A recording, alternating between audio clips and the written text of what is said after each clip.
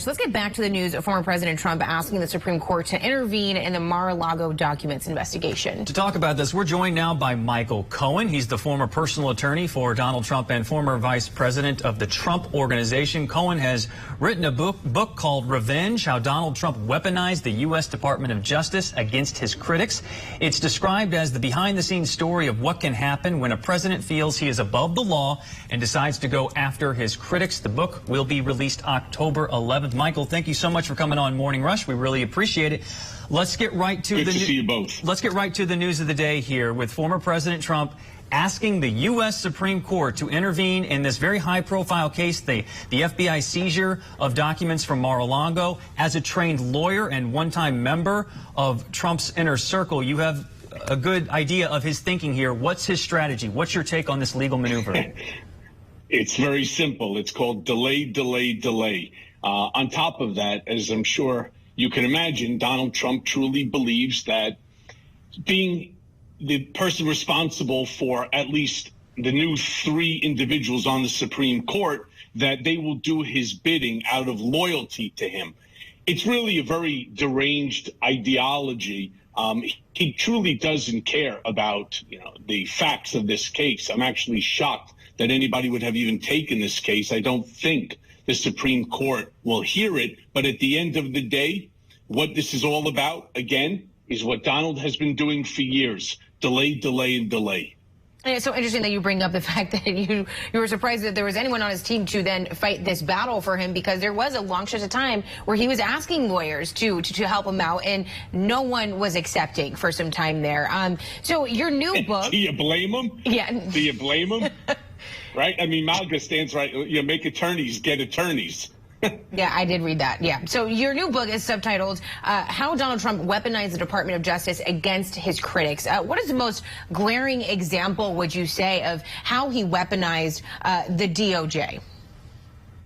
Well, we can always start with the unconstitutional remand of me back to Otisville when they lured me down to 500 Pearl Street here in New York City when I was legitimately going to have an ankle monitor installed. Instead, they gave me a document which would have prohibited me from publishing, printing, speaking about, or using the media to discuss my last book, which was the #1 New York Times bestseller called Disloyal. At which point we're sitting, and I brought my lawyer because nothing made sense in that case. But really, I want to tell you, revenge is much bigger than me. I mean, revenge, how Donald Trump weaponized the U.S. Department of Justice against his critics, is really the dissection of the most corrupt investigation in U.S. history against a U.S. citizen. I mean, it may be the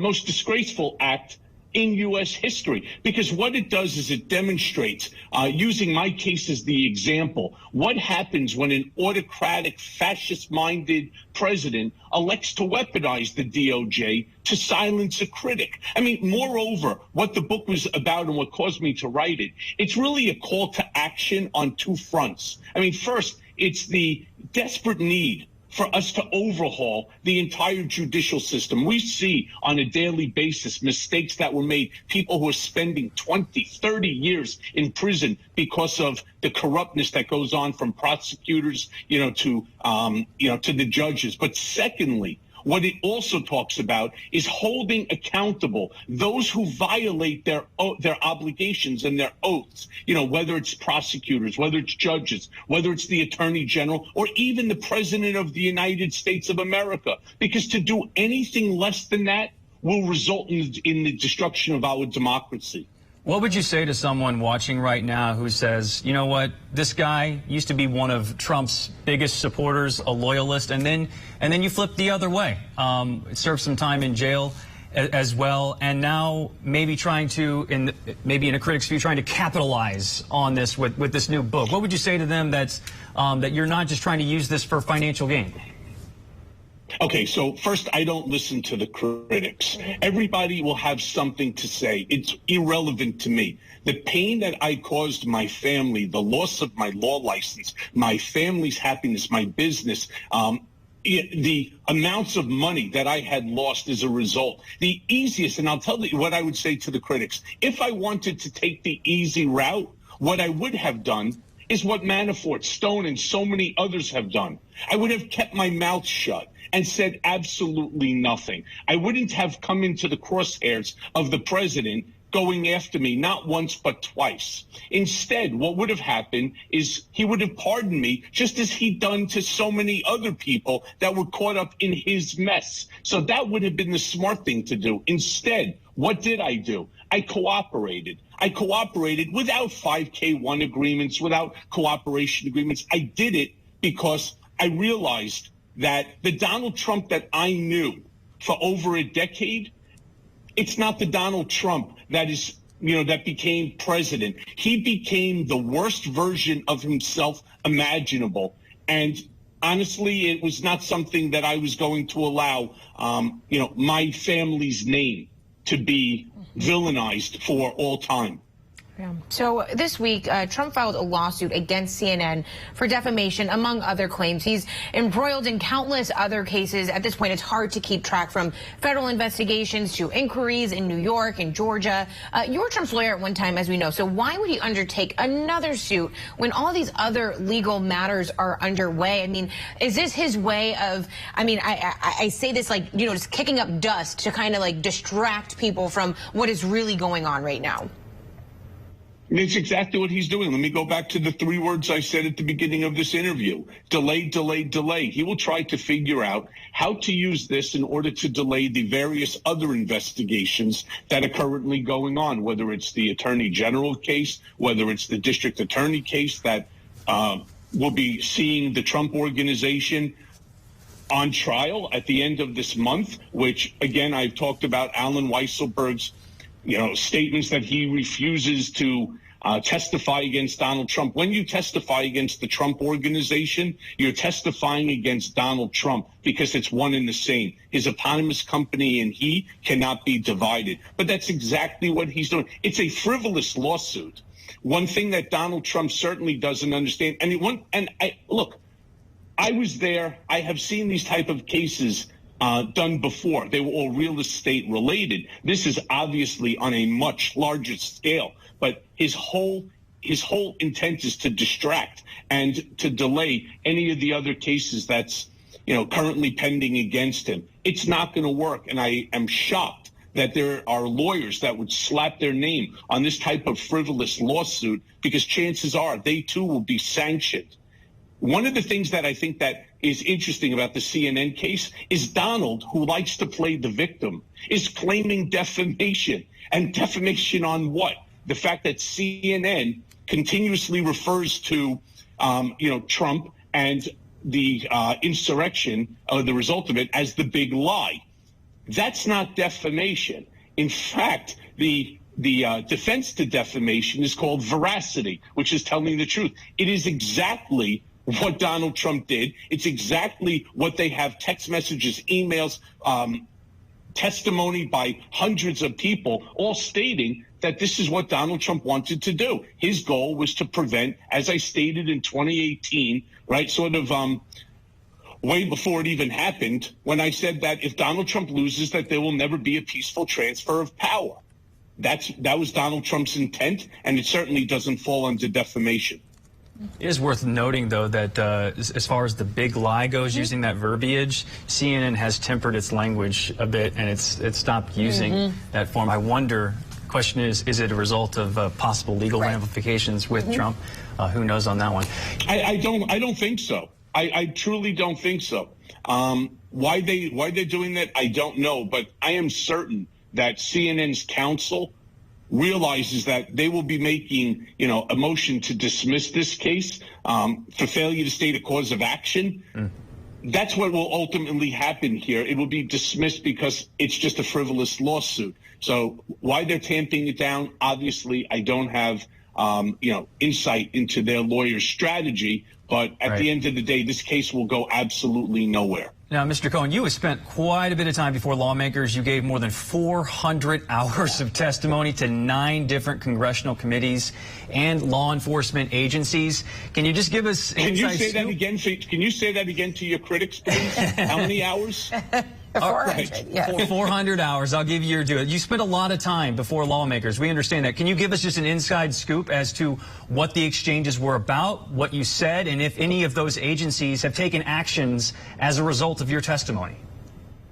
Well, you may have seen Tish James during her briefing mentioned my name and thanked me and credited the entire AG's investigation for starting with my testimony. One of the interesting things that you also have is, of course, the Alan Weisselberg case. There's a multitude. The belief is that as a result of my information, and let's not forget the Mueller report, I'm cited more than anyone else in the Mueller report except for Don McGahn, who was White House General Counsel.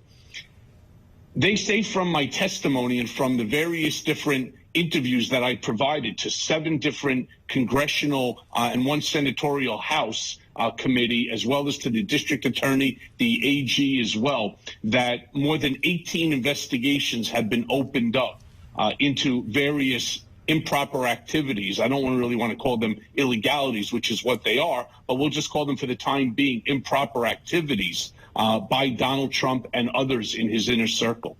And just on a personal level, how are you surviving right now? How are you even making a living?